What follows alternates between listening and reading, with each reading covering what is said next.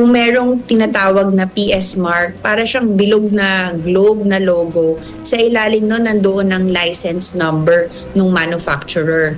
Pangatlo, para sure tayo na talagang lehitimo itong PS mark, i-counter-check nila yung mismong modelo na bibili nila doon sa listahan ng DTI sa DTI website.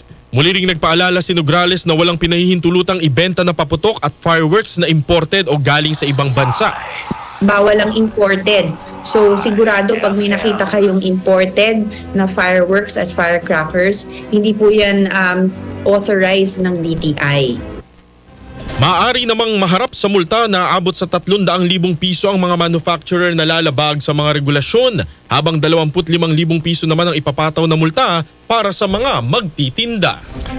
Samantala, barin namang tinututulan ng grupo ng mga manufacturer ng paputok ang iminumungkahing total firecracker ban sa pagsalubong sa bagong taon. Ipinapanukala ito para maiwasan ang mga kaso na mga napuputukan at maging ligtas ang pagsalubong ng bagong taon. Sa panayam ng RMN Manila, sinabi ni Philippine Fireworks Association President Joven Ong na posibleng lalo lamang dumami ang mga kaso ng napuputukan dahil asahan ng susulpot ang mga iligal na nagbebenta ng paputok. Ang minumungkahi kasi is a ban on firecrackers or labintador. Yung any ban kasi hindi natin ina-advocate na may ban kasi pag meron kang pinagbawal, lalong lalala ang injuries kasi lahat ng taong gusto gumamit ng firecracker, sabihin lang natin na mas gusto namin gumamit ng pailaw ang tao, pero pag yung mga tao mahilig pa rin sa firecracker, pag pinagbawal mo yan at wala silang mabili na legal sources na mas maliliit ang kalibre, pupunta yan sa mga illegal sources. So, whenever there's a ban, you just reward the same illegal people na sanhi ng mga aksidente at injuries ngayon. Samantala, ibinabala rin ni Ong na nasa 100,000 mga nasa sektor ng fireworks industry na legal na naghanap buhay ang inaasang maapektuhan sakaling tuluyang ipagbawal ang paggamit ng paputok. Sa ngayon, ang Quezon City at Davao City ang mga lungsod na nagpapatupad na ng total firecracker ban. Ulat ng ating radyoman sa lalawigan, tindahan ng mga paputok sa Tacloban City ininspeksyon ng PNP. Kasama natin sa balita radyoman Justin Traya ng RMN Tacloban. Mahigpit na ipinapatupad sa Tacloban City ang pagbabawal ng pagbebenta ng iligal na mga paputok sa pagsalubong ng bagong taon. Pinangunahan ni Police Regional Office 8 Regional Director Reynaldo H. Pawid ang pag-inspeksyon sa mga firecracker stalls sa lungsod upang masiguro na sumusunod ang mga nagbebenta nito sa mga palatuntunin. Personal na kinausap ni Pawid kasama ang mga opisyal ng BFP at Philippine Army ang mga negosyante na estriktong sumunod sa regulasyon upang masigurong mapayapang pagpasalubong sa bagong taon. Sa buong Tacloban, mayroon lang 3 dealers at 10 retailers ang nabigyan ng permit ng kapulisan upang makabenta ng firecrackers at pyrotechnic devices. Inatasan na rin ni Pawid ang Tacloban City Police Office na patuloy na magsagawa ng random inspection sa mga tindahan. Sa pinakahuling datos galing sa Department of Health Eastern Visayas, isa ang naitalang kaso ng fireworks-related injuries sa buong Eastern Visayas simula December 21 to 26 ngayong taon. Wala namang bagong naitalang kaso ng fireworks-related injuries mula December 25 to 26. Kasama mo sa DYXY RMN Tacloban, radyoman Justin Traya, Tatak RMN. Maraming salamat radyoman Justin Traya. Online seller ng illegal na paputok huli sa entrapment operation ng PNP ACG.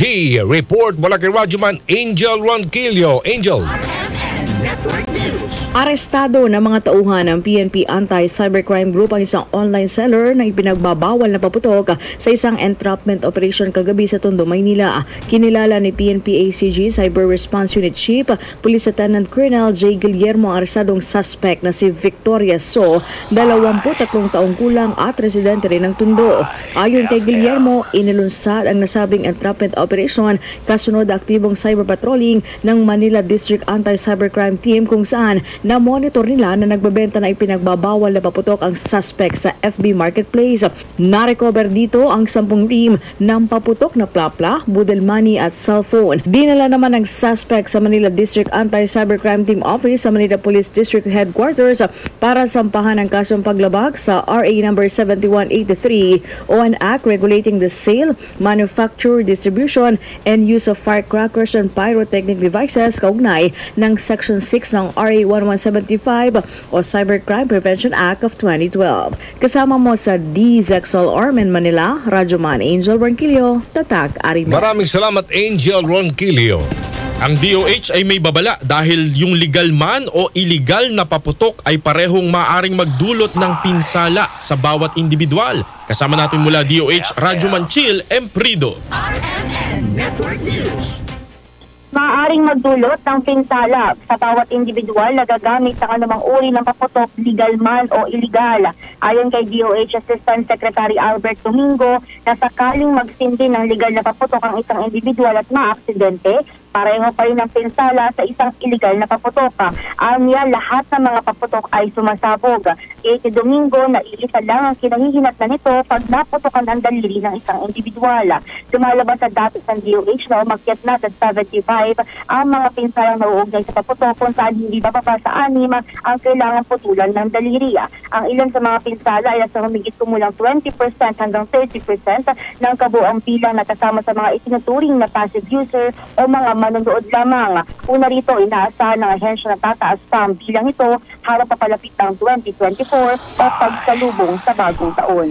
Kasama mo sa DZXL Manila, Radyoman Chill Emprido, Tatak RMN. Maraming salamat, Radyoman Chill Emprido. Samantala, lumobo pa sa 75 ang bilang ng fireworks-related injuries sa bansa. Hindi matapos makapagtala pa ng 23 bagong kaso ang Department of Health kahapon. Sa datos ng DOH, 2 menor de edad na kalalakihan ang kinakailangan putulan ng daliri. Makaraang masabugan ng paputok na plapla. Sa kabuuan, may 6 ng kaso na naputulan ng daliri o kamay dahil sa paputok. Makaraang linawin ng DOH na 4 lamang ang naitalang kaso ng amputation noong December 26. Sa 75 kaso ng fireworks-related injuries naman, pinakamaraming naitala sa National Capital Region. Sumunod ang Central Luzon at Ilocos Region. Sa panayam ng RMN Manila, sinabi ni DOH Undersecretary Eric Tayag na sa kabila ng pagdami ng mga kaso ay hindi na nila inaasang tataas ito ng hanggang 400 kung pagbabatayan ng mga bilang noong mga nakalipas na taon. So kung tumaas dyan, medyo pumalya yung campaign. Pagkat ang naiba sa mga nagdaang taon ay may mga lugar na nagpasa ng ordinansa na meron na silang ban sa mga fireworks. Nung araw, meron lang mga legal o illegal na pinapayagan po ng kapulisan para na sa ganun ay kahit papano ay masaya naman ang pagsalubong sa bagong taon po.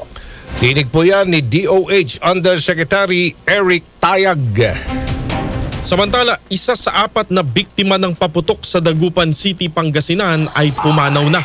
Kasama natin sa Balita Radyoman Badsag Talaw ng IFM Dagupan.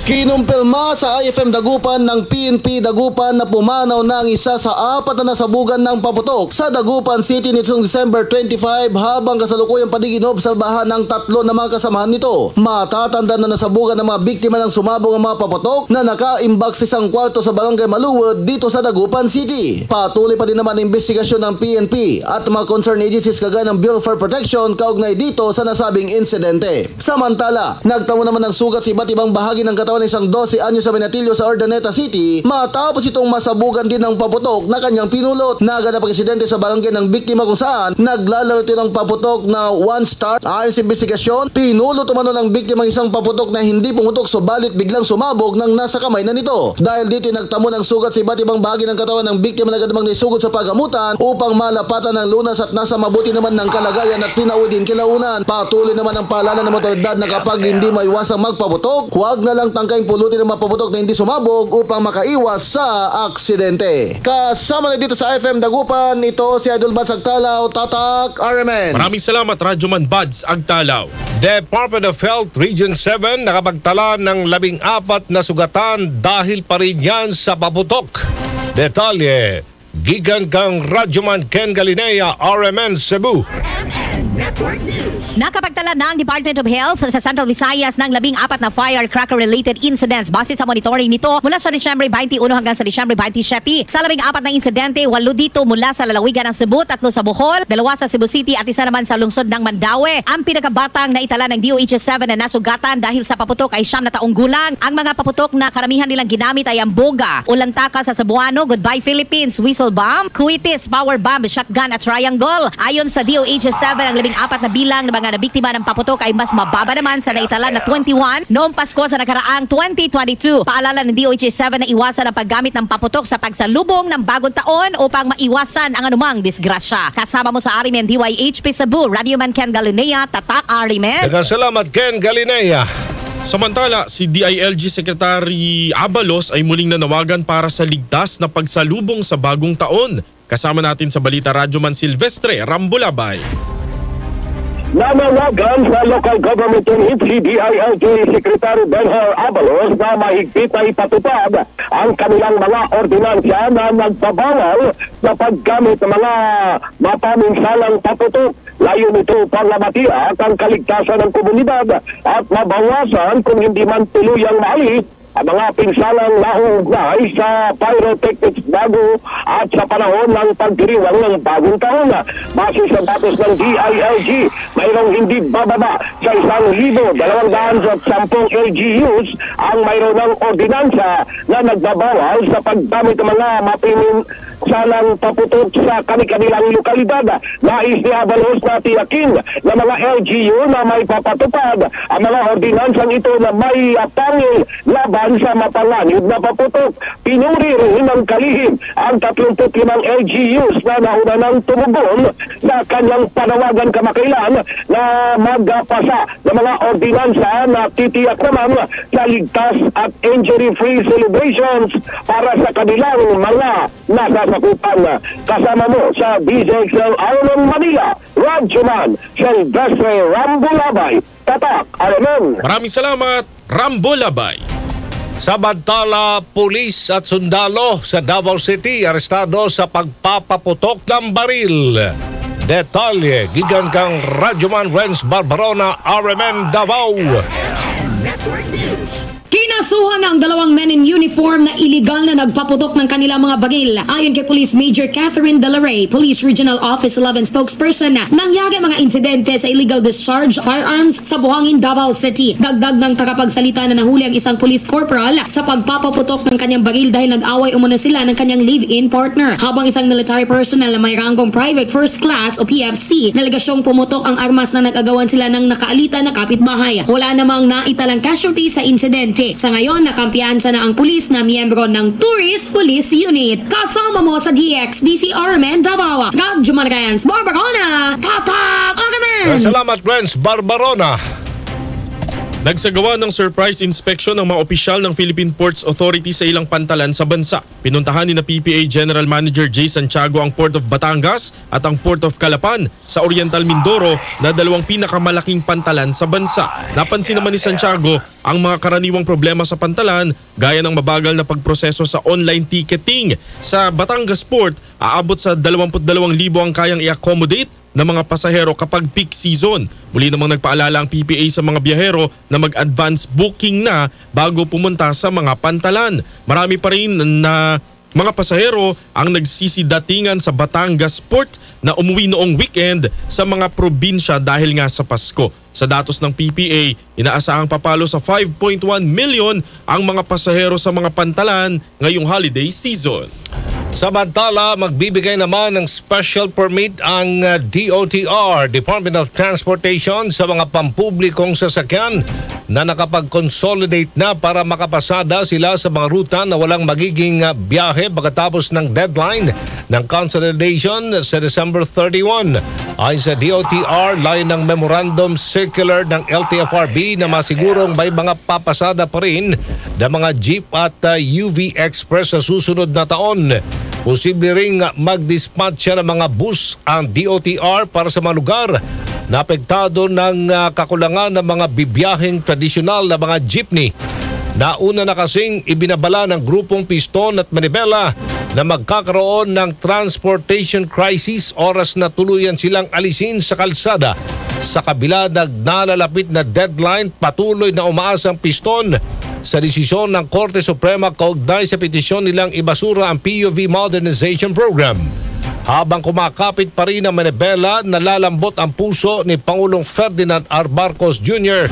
sa 40,000 mga tsuper at operator na mawawala ng hanap buhay pagpasok ng 2024. Sa iba pang balita, kinumpirma naman ng Philippine Space Agency na posibleng bumagsak sa West Philippine Sea ang ilang debris mula sa rocket launch ng China noong Disyembre 26. Ayon sa PhilSA, inulunsad ang Long March 3B ng China mula sa Xichang Satellite Launch Center at posibleng bumagsak ang debris nito sa layong 68 nautical miles mula sa Rosul Reef at 160 nautical miles naman mula sa Ayungin Shoal. Maaring magdulot ng panganib ang rocket debris lalo na sa mga barko, bangka at iba pang sasakyang pandagat. Hindi naman isinasantabi ng PhilSA na may makitang mga palutang-lutang na debris sa nasabing bahagi ng karagatan. Inabisuhan ng PhilSA ang publiko na agad ipagbigay alam sa mga otoridad sakaling makakita ng mga nahulog na debris.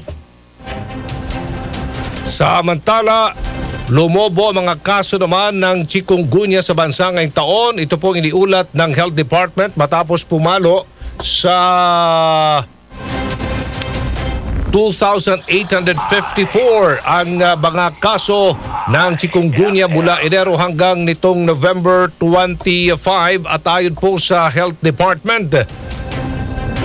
Mas mataas ito ng mahigit 380%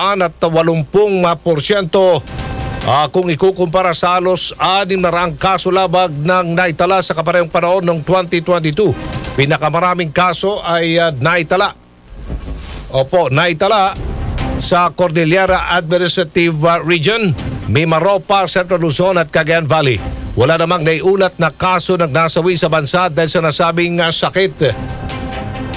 Ang chikungunya ay virus na kalintulad ng dengue at maaari ding makuha mula sa kagat ng lamok at ilan sa sintomas nito ang lagnat, pananakit ng ulo, labis na pagkapagod, pagkahilo, pagsusuka, pananakit ng katawan at rashes. Pero ayon sa Health Department, posibleng magkaroon din ng misdiagnosis sa ilang kaso, lalo na sa mga lugar na laganap ang dengue at maaaring marami pang chikungunya cases na hindi lang naitala.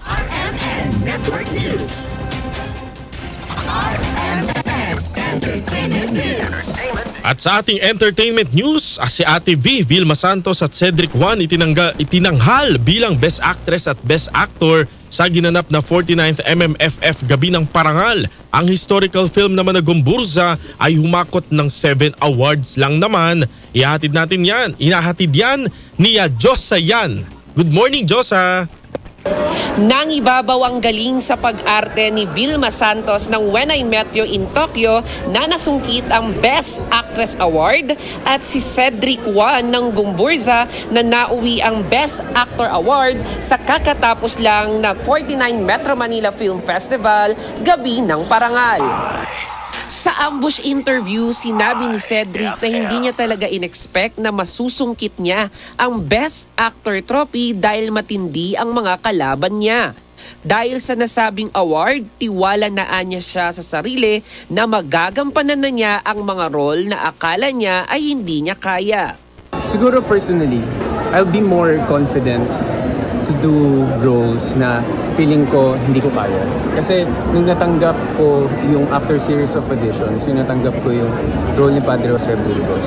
Noong una talaga hindi ako naniniwala na kaya ko, pero pinagtrabahuan ko hanggang sa dahil sa tulong ng mga kasama ko sa Gumburza, ka-director ko, sa mga co-actors ko, sa lahat ng staff and crew, sa Jescom and sa MQuest. Feeling ko it's really collaborative work and an ensemble work. Kaya naniniwala ako na kung itong nabigay sa akin ng award na to ay to be more confident but still nandun pa rin yung core value ng pagiging isang ensemble.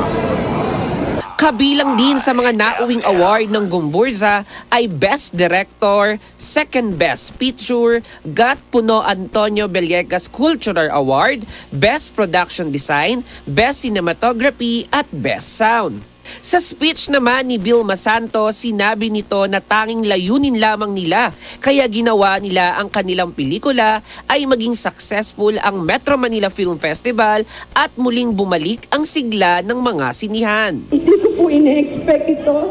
Ang advocacy lang po namin talaga when I met you in Tokyo, it's not even the best actress or best actor. We just wanted to do a simple love story, sa edad po namin. Pero ang talagang advokasya po namin ay maging successful ang Metro Manila Film Festival. And at the same time, mabalik po sana yung mga tao sa sine.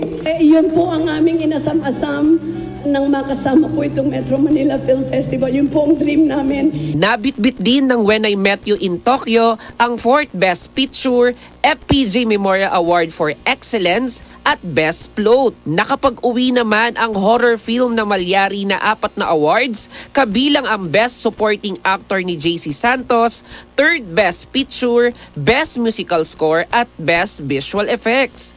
Nasungkit naman ng fantasy film na Firefly ang Best Screenplay at First Best Picture at nauwi ni Ewan Micael ang Best Child Performer. 2 awards naman ang nauwi ng comedy film na Becky at Badette, kabilang na ang Best Original Theme Song at Best Gender Sensitivity Award.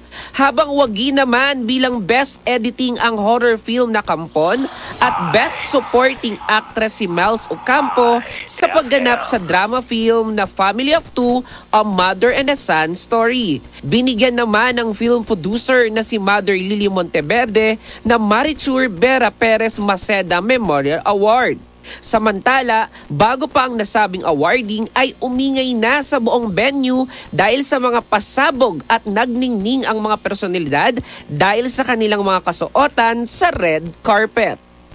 At live dito sa New Frontier Theater sa Quezon City, at yan ang entertainment news na nag-iisang Diyosa sa balat ng radyo.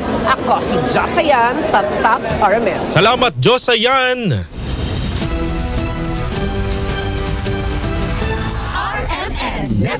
At sumayin niyo po ang mga nangungunang mga balita. Ito po si Radyoman Aljo Bendijo. Radyoman Sander Kayabyab. Mula po sa RMN Broadcast Studio, Atlanta Center, Manila. Magandang umaga, Pilipinas. Inyo pong natunghayan ang RMN Network News. Malaki ang tumutok para huwag mahuli sa maiinit na mga balita at impormasyon. Reaching millions nationwide and worldwide for more than 70 years. Tatak RMN. 7:33 ng umaga. Information. Music. Entertainment. IFM. Music and News. 13 years ng number 1 ang IFM 91.9 sa Gensan. Sa recent KBP Kantar Media Survey, number 1 na pod ang 91.9 IFM News Gensan nga nakakuha og 44.88% audience share. Ang 91.9 IFM News Gensan ang nangunang radio station sa tibuok Soc-Sargen Region. Daghang salamat mga idol.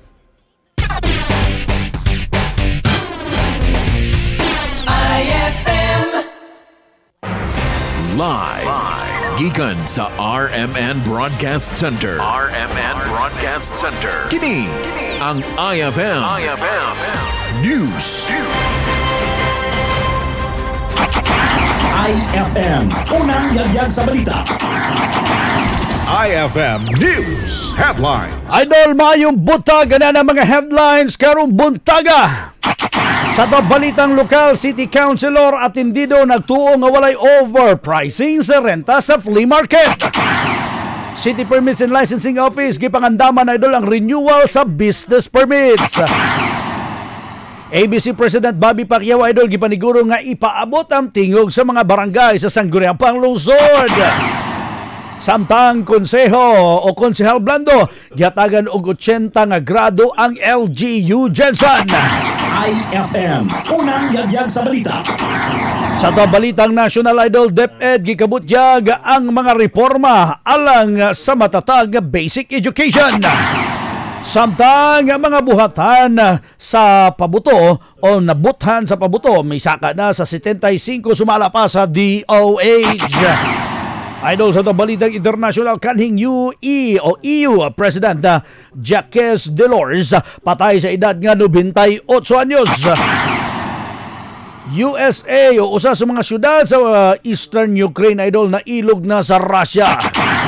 Samtang sa balitang sports, Piston nakatala og record nga dunay labing daghan nga pilde. IFM, unang yagyag sa balita.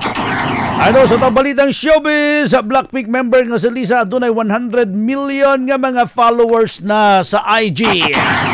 IFM, unang yagyag sa balita.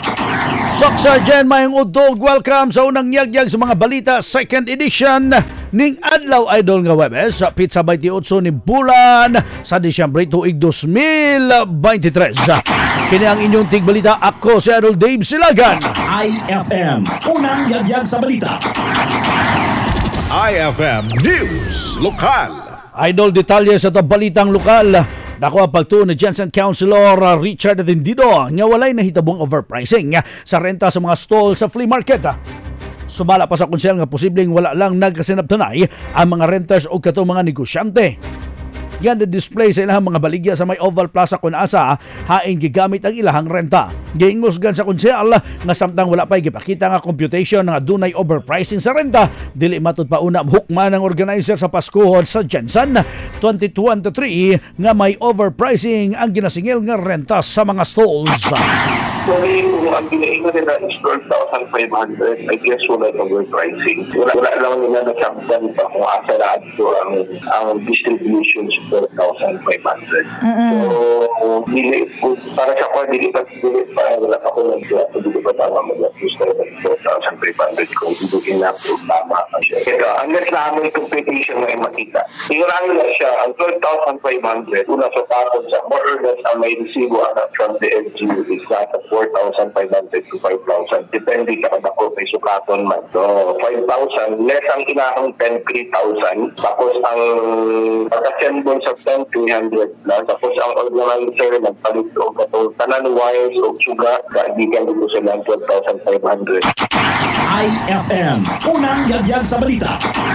Idol, duga pa sa mga balita gikabutyag mo usab ni Councilor Atendido nga depende sa size o gidakon sa area ang kantidad sa renta sa matag stalls. Ang kantidad sa renta dinha pakwaan ang bayad sa pagpataod sa mga stalls o pagpatukod sa mga stalls, pagpalit og mga wire para sa ilahang connection sa elektrisidad ingon man ang pagtaod dinhi. Wala matud pay gigahin nga pondo ang syudad alang niini mao nga tanang gasto sa flea market ang dito kuwaon sa gibayad nga renta sa matag stalls. Para yung last to ang MQ sa piso, ang organizer na private na nag-organize sa ilahan niya. So, nagbayad pa sila sa nag-stall sa kuryente, sa Sokotego. So, kung may kita gamay ang organizer, so, nagit siya siguro yung kita. Hindi po siguro may kabuka, wala yung kita ang organizer. Pero yung organizer is di. Kung ay overpricing, hindi ko tama. No? Pero, hindi dapat. Pero kung nakaya yung kita na gamay, okay lang. Pero naghago lang dyan para sa ko. IFM, unang yagyag sa balita. Idol, alas 7:39 na nga oras, duga pa sa mga balitang lokal. Alang usab kang Jensen City Councilor Lourdes Casabuena, siya nagkanayon nga aron nga mawagtang ang mga pagduda sa mga negosyante nga may overpricing. Ang ayan nga imbestigahan lamang kini.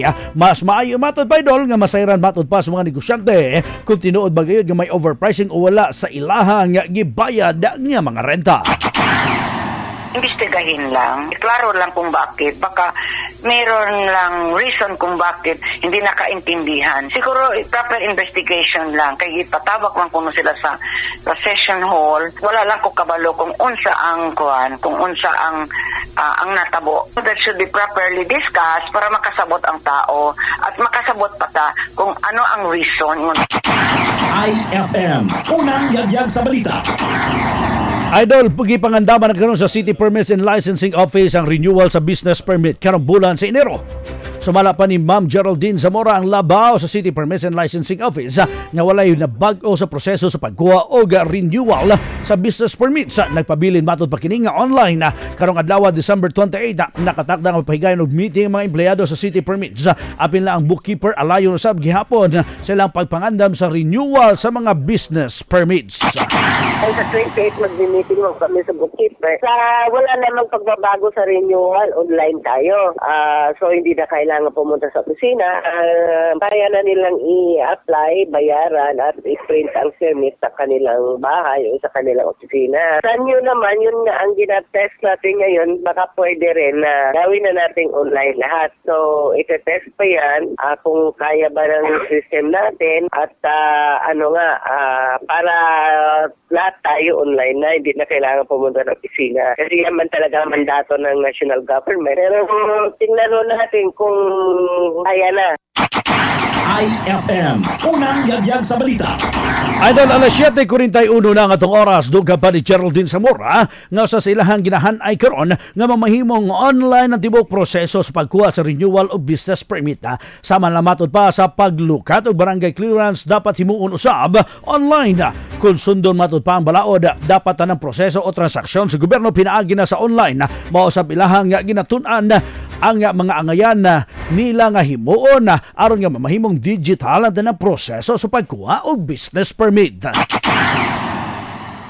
Mabigat-bigat din kasi yung sa inyo kasi ang gusto ng kung sundin natin ang batas, lahat ng online na. So even the requirements, halimbawa, pagkuha ng barangay clearance, yan ang medyo ginaayos natin kung paano ba yun na hindi na kailangan pumunta ng aplikante sa barangay para kumuha ng barangay clearance kung anong dapat natin gawin. Yun lang naman.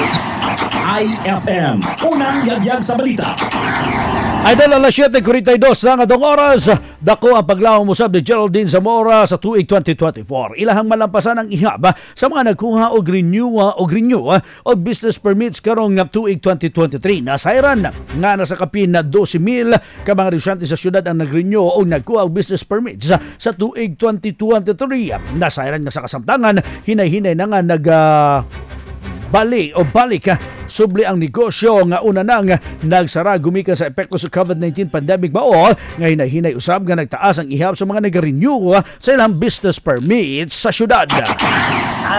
For the total year, more than 12,000, parang 12,000. Ngayong taong ito, 2023, 12,300 plus. Oo, mas mataas naman yun kung i-compare sa 2022, nasa 11,500 plus lang tayo noong 2023. Dahan-dahan, hindi naman siguro fully recover, pero dahan-dahan, nakaka-recover naman yung ating mga negosyante, pero hindi kagaya ng pre-COVID time. Marami naman ang iba kasi nag-renew lang kasi ayaw with the hope, no? Umaasa sila na maka-operate din kaagad, but some na nag-renew ay hindi naka-operate. Tingin ko, no, we expect mas mataas kasi dahan-dahan na rin naman na nakabawi na at marami pa rin naman talaga ang nagabukas. IFM, unang yagyag sa balita. Idol, alas 7:44 na ang atong oras. Dugang pa, Idol, sa to ang mga balitang lokal. Gingusgan karon ni City Councilor Jonathan Blando nga gihimo sa lokal nga pagamhanan sa Jansan ang tanan aron nga maglambo ang syudad. Kini ang reaksyon sa konsehal kalabutan na sa performance sa lokal nga pagamhanan sa Jansan karong tuiga. Sumala pa nini nga bisan pa man sa hagit nga giatubang sa mga syudad o sa syudad, siya nagtuo nga gihimo gayon sa legislative o sa executive department ang ilahang trabaho alang sa kalambuan sa syudad o sa interes sa katawhang generals. Ang pagserbisyo, ingon pa na di magigkalikayan na magiging mga challenges, pero I think the local government of the city of General Santos are working well naman for the benefit and good of the generals. So ako, okay naman po. Kanang duha ka opisina, separate mo na, equal body, na ilahin man mga functions. Pero kami, being the fiscalizer and a legislator, kami lang po ang ginatawag na check and balance, kung sa ginatawag na executive agenda, na po tayo ginatawag na legislative agenda. So, kung mo lang siya, kumbaga, teamwork ba? IFM, unang yagyag sa balita. Idol, alas 7:45 na nga itong oras, duga pagbutyag ni Jensen City Councilor Blando nga naalang sa 80% ang ilahang gihatag nga grado sa pagdumala ni Jensen City Mayor Lorely Pacquiao uban pang opisyal sa syudad. Sumala panini nga wala man gayoy perpekto nga pagserbisyo tungod kay wala usay perpekto nga tawo. Kung mahinumduman o kung mahinungdanon, Idol, matod pa nga magtinabangay ang tanang opisyal alang sa kalambuan sa syudad. 80% kay dili man lang to gyud ma-perfect ba kay in spite nga nagtrabaho ang tanan, ingon ta nga lagi, ingon ta nga dili gyud siya ingon ta nga ma-perfect, pero sa akong giingon nga ang matag departamento opisina is working well, trying their best for the benefit of the good of community. IFM, unang yagyag sa balita. Sa pikas bahin, Idol, hingusgan nila bangal Kapitan ABC President Bobby Pacquiao nga ilahang nga ang iyahang paglingkod sa posisyon sa syudad uban ang iyahang asawa si Jensen City Mayor Lorely Pacquiao ang nakasentro gayod sa pagserbisyo sa katawhan. Sumala pa nga dili gahom ang ilahang giapas kundili ang pagtabang sa katawhang generals. Dugang pa niini nga sukad kaniadto ang pamilya nila ang ilado na sa pagserbisyo sa katawhan o kini ang iyang ipadayon isip ABC President sa syudad.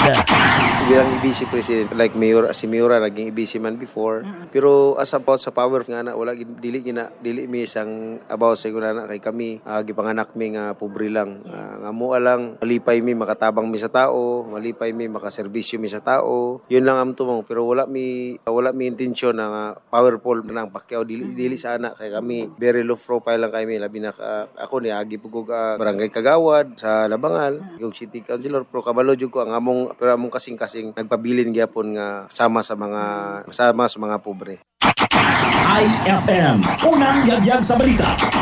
Idol, sa katapusan detalye sa to balitang lokal, gikabutyag usab o duga pa ni ABC President Bobby Pacquiao nga isip gipili sa mga kauban ng kapitan nga mamahimong president sa ilahang hutong niya. Ihang gipaniguro nga iyahang irepresentahan ang mga barangay sa syudad. Iyang iprioridad ang pagpaabot sa mga concern sa mga barangay ug iha usab tutukan ang pagmugna og balaod o programa nga makatabang sa matag barangay sa syudad. Sahid magintano nga ang akong asawa dating ABC as pagdumala niya sa una as mas mahigit pa kung unsay akong buhaton kay kabalo man ko unsay ang mga gisuporta unsay niya pagsuporta sa mga kapitan, unsay ang magtabang sa mga tibok barangay, wala man siya makolor diha, basta ang importante tanang barangay halos tabangan amo tanan. Mao po na ang akong buhaton, mas labaw pa siguro labi na sa mga problema nila o mga proyekto nila. Apo na nga pantay-pantay gid ang among pagturing para sa mga kapitan. Of course, yun nga ang kuan nato sa ilaha. Moy ilahang ngako nako sa ilaha nga ningkamutan ako nga unsa akong mabuhat sa konseho para kaninyo. Labi na sa mga barangay captain kabalo ta dili magita perpekto sa kapitan. Sa mga concern ato ginang pagtaga diri sa city. IFM, unang yagyag sa balita. Idol, alas 7:48 na ang atong oras. Ayaw kalimot in town sa pagprotekta sa muhang atay. Pinaagis pag-inom og Liver Aid Silimarin Capsule, Idol. Kaya ang Liver Aid Silimarin Capsule ang aduna kini antioxidant nga maghatag og proteksyon sa muhang atay. Gikan usab kini sa herb natural hinungdan nga safe. Ibig sabihin, Idol, wala kini side effects unsa nga mga sakit aron nang kining ang imuhang likayan, Idol. O ay imuhang malikayan ug mainom kag Liver Aid Silimarin Capsule, mao kini ang fatty liver disease, alcoholic hepatitis o liver cirrhosis, mga sakit, Idol, nga makuha nimo tungod sa sobra pag-inom og limno makahubog o pagkaon tambok nga mga pagkaon. Aron lipay ang atay, Idol, gikinahanglan nga magbag-o ka o ubanan o proteksong liver aid, exercise o proper diet. May bisyo magkawala, hilig man mo inumudili idol, mas maayo nga ubanan kanunay og liver aid Simarit capsule adlaw-adlaw na imnadola para walang latay sa atay mas enjoy ang pamumuhay. Mga liver lovers, mag liver aid na para sa kalusugan ng atay. Ang liver aid Simarit capsule idol ang mapalit sa mga butika sa inyong mga lugar nationwide. IFM, unang yagyag sa balita. Alas 7:49 na ang atong oras. At tuloy ka tayo sa tuang mga balitang IFM News National. Idol, desidido karon ng Department of Education kung DepEd nga ihatag sa matag Pilipino ang kalidad nga edukasyon sa mga magtutungha bisan pa man og lagyo ang dapit o lagyo nga mga dapit alang sa mga kabataan na loy pa man niini sa mga hagit sa ahensya alang sa pagpatuman sa reforma sa sektor sa basic education sa kasamtangan nga tuig na sayra nga ni atong Enero gipangunahan ni Vice President og Education Secretary Sara Duterte ang paglusad og matatag agenda nga tumong nga makaangkon og competent, job ready, active og responsible citizen nga mograduar nga mga magtutungha. Lakip sa reforma idol ang pagmugna og procurement strand sa DepEd alang usab sa paspas nga paghatod sa mga serbisyo o resources sa mga tulunghaan sa nasud. Samtang gimugna usab sa school and infrastructure facilities strand aron nga tubagon ang mga backlog idol sa tulunghaan og uban pang pasilidad. Nasayran idol nga sa kasamtangan nga tuig nagpatukod ang DepEd og 2,201 ka mga tulunghaan nga mokabat sa 880 ka mga health facilities. IFM, unang yagyag sa balita. Alas 7:51 na dugang pa sa mga balitang nasyonal. Misaka idol sa 75 na ang kaso sa firework related injuries sa nasud. Kini base sa ulahing datos nga gipagawa sa Department of Health kun DOH. Sumala pa nga labing daghan idol ang mga nabutan ng gikan sa Metro Manila nga adunay 30 ka mga kaso. Gisundan kini sa Central Luzon nga adunay 9 ka mga kaso, Ilocos Region ug Sorsogon Region nga adunay tag-unom ka mga kaso. Sumala pa nadugang ang 23 ka mga bagong kaso kagahapon, diin 20 niini ang minor de edad ug pulos mga lalaki. Sumala pa nga sa unom kamatag na pulo ka mga kaso idol nga nabutan na ang migamit og illegal nga pabuto. Sa kasamtangan padayon usab ang panawagan sa buhatan sa maayong panglawas nga kun mamahimo likayan ang pagpabuto aron nga dili mamahimong biktima idol. IFM, unang yagyag sa balita. Alas 7:52 ang atong oras. Dugang pa sa to ang mga balita. At tupit idol sa to balitang IFM News International. Gipasigarbo karon idol sa Russia ang ilahang na ilog nga syudad sa Marikinka nga sa sidlakan nga bahin sa Ukraine. Sa pamahig ni Russian Defense Ministry Sergei Shoigu nga nakontrol na nila ang assault units ang gikonsiderang powerfully fortified sa maong lugar. Samtang sa pamahayag ni Commander sa Ukrainian Armed Forces nga si Valery Salovskiny nga mibalhin ang ilahang pwersa sa gawa sa maong syudad. Ubay-ubay usab ang mga propidad ang naguba og daghang mga residente ang nadamay sa maong gyera. Samtang nang andan usab ang Russia nga buhaton nga panimalos human ang palubog ang ilahang upat ka mga warship na sa nga gigamit sa warplane sa Ukraine ang pagpaunlod idol sa Novorossiysk diin daghang mga sundalo nga Ruso ang namatay. IFM, unang yagyag sa balita. Alas 7:53 ang atong oras idol. Dugang pa sa to ang mga balitang internasyonal. Mitaliwan na sa laing kalibutan ang kanhing European Commission President Jacques Delors sa edad nga 98 anyos. Kini ang gikumpirma siyang anak nga si Martin Aubry kung asa na sa kubri matod pa lamang nila nga wala na nagkamata ang kanhing Pangulo. Nasa nga konsidera si Delors isip architect of modern EU. Siya usab ang nanguna aron nga makamugna og single market nga tugutan nga mamahimong gawas nun nga makalihok ang mga tao sa produkto o serbisyo. Nasaran usab nga lingkod kini sa pwesto gikan sa 1985 hangtod sa 1995 kung asa siya ang naglatag og groundwork alang sa single European currency nga euro. IFM, unang yagyag sa balita. Alas 7:54 na ang atong oras idol. Adto na kita karon sa tuwa balitang IFM News Sports. Idol, sa balitang sports, nakatala og dili maayong record idol ang NBA. Sa NBA, ang Detroit Pistons kinihuman na sila ang team nga dunay labing daghan nga mga pildi. Kinahuman nga miabot sa 27 nga sunod-sunod nga kapildihan gikan sa 2023 hangtod sa 2024 NBA season. Nasairan na nga itong 2010-2011 season, natabla sila sa Cleveland Cavaliers og 2013-2014 version sa Philadelphia 76ers nga dunay 26 ka mga magkasunod nga kapildihan. Alayon niini gikonsidera sa Piston rookie Cade Cunningham nga usa ka gamay nga butang maong record ug angayan lang nga makatuna ng ilahang team aron nga makabangon. Target usab sa team idol nga malikhayan nga makatala og ika-28 nga kapildihan sa sunod-sunod nga dula diin ilahang makalaban ang Boston Celtics nga dunay 23 ka mga pildi ug unom pa lang ka mga daog. IFM, unang yagyag sa balita. Alas 7:55. IFM News Showbiz. Idol, sa itong balitang showbiz, subling nakatala og record si Blackpink member Lisa. Kinhuman nga makaabot og 100 million followers sa Instagram. Sumala pa nga siya lamang ang unang K-pop artist nga unang babae nga Asian artist nga nakakuha sa maong record. Kanuman nga gila isip first solo K-pop winner sa MTV Video Music Awards o MTV Europe Music Awards. Ang nasampit siya usab ang usa ka babae sa K-pop solo artist nga nakalagpas sa usa ka bilyon nga Spotify stream sa kanta niini nga Money. Let's some money. IFM, unang yagyag sa balita.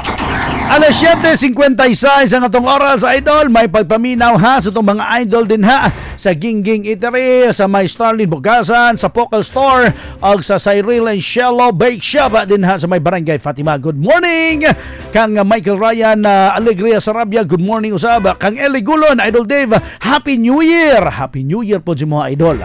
Sa Lisa Galarpe, good morning usab si mo ha.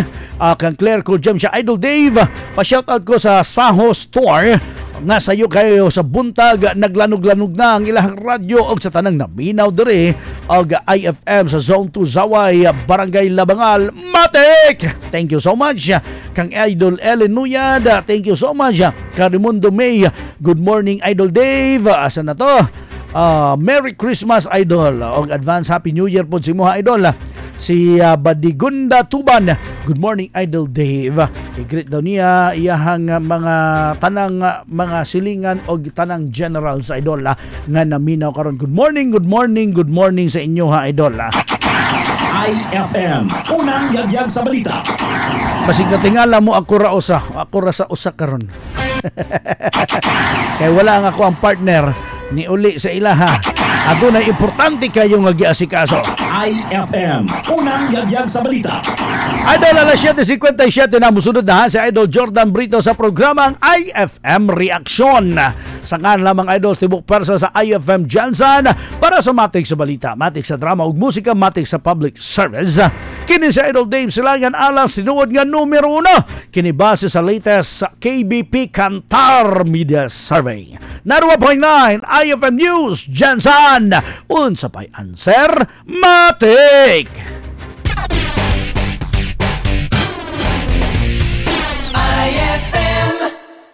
Pre, pag na-shoot ko itong behind the back, ultimate ako po. Mega nakapikit, isang kamay, nakakadena sa kotse mo. Mga 20 meters ang layo.